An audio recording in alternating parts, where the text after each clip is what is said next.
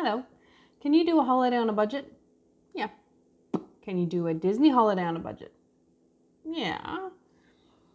Can you still have a bit of fun when your budget is don't have enough money for a ticket, so what free things are there to do at Disney?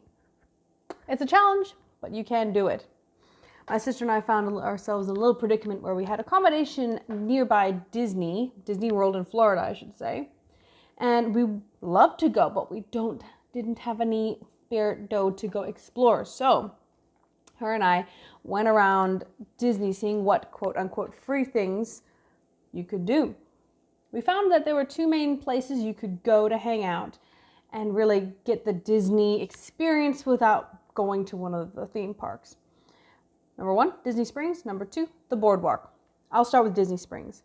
I like that because it seemed like a very nice launching pad for everything else. There's free parking, no entrance fee, and when you go there, it's a taste of a theme park. It's just a little taste, of course, but it's enough. So there they have an immense array of shopping, all the Disney merchandise, decorations you could get, as well as some big brands that have moved in to showcase what they've got on Disney property.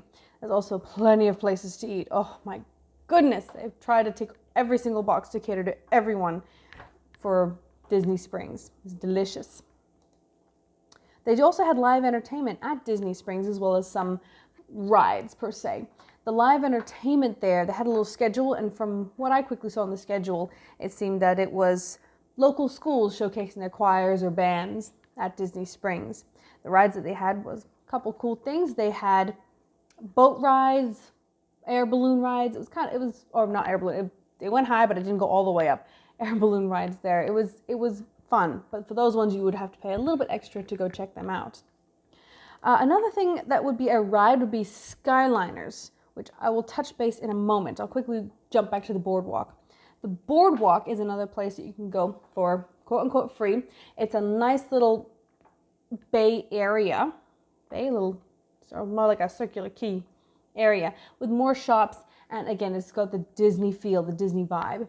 We also found out that the Boardwalk, you cannot just go there and park your car. It is advertised they're parking there, but security will not let you in unless you are staying at that hotel, Disney Boardwalk, or you have a reservation for one of the restaurants at that hotel. So the way to get around it is through the Disney bus system. Disney World has its own buses that they control, and it goes everywhere between the hotels, Disney Springs, and all the other various parks. Buses go everywhere. And so to access that is through Disney Springs. You park your car there, and then there's a big bus station with the schedule all on there. You go to a spot and it'll take you there and bring you back. So MC and I took one of the buses to the Boardwalk and checked it out. Gorgeous, really cute. But the day we went, it was a downpour of rain.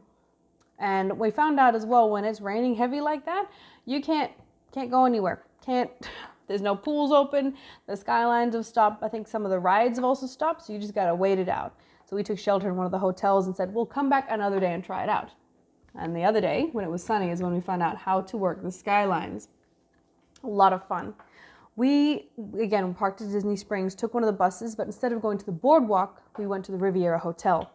And from there, we took a Skyline from there to Epcot entrance, went there, didn't have a ticket, so we hung around and said, how can we get to other spaces or other spots around the facility? Found out that there's also boat rides. Now, the ones I'd seen at Disney Springs were costing, but from Epcot, between Epcot, the Boardwalk, and some of the hotels, as well as, I think, Hollywood Studios, that one's free because you're staying inside. I went, okay. So jumped on a boat, went for a little ride there, hopped off at Hollywood Studios, and then from there was another Skyliner.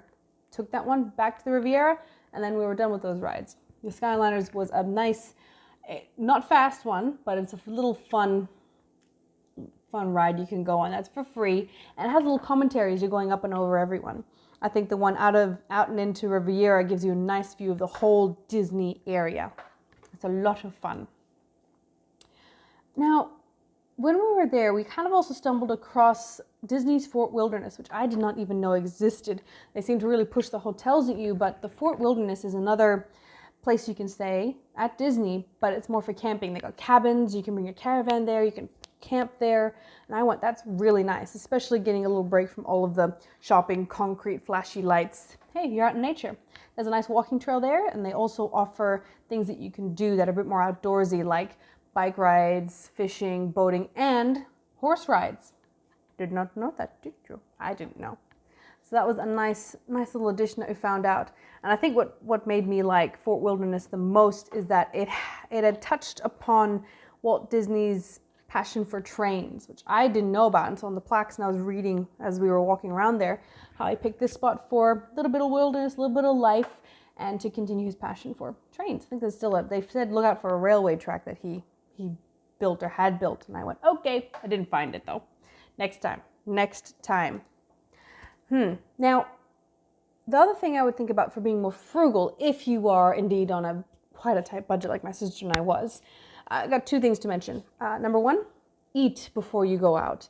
Eat so that you have satiated your appetite and you're not so ravenous when you're released at the park, because my goodness, the food is so tempting. The smell, it's gorgeous. So if you have a little feed beforehand, you might be more choosy with your food and be able to control yourself better instead of just going, oh, I'll have a dozen donuts. Thank you, bye. The other one is, it seems that resorts and hotels in that area are aware that you're on holiday, so they try and cater to you as well. So if you're absolutely knackered from the day, you don't want to hang out there anymore, or if your kids are still energized, you can come back to the hotel and resort, and they're usually activities or stuff. They have games on and some other distractions there. So I'd say utilize that as well. So if you don't want to go to Disney, you spend maybe the morning chilling, hanging by the pool, reading a book, or doing the activities that are at the hotel or resort that you're staying. That could be a nice little distraction. And since you're not leaving your accommodation, you will not be tempted to splurge and spend as much. So I hope this helps you with the quote unquote 3 things that you can do at Disney, around Disney World. Thank you for watching, and catch you next time. Bye-bye.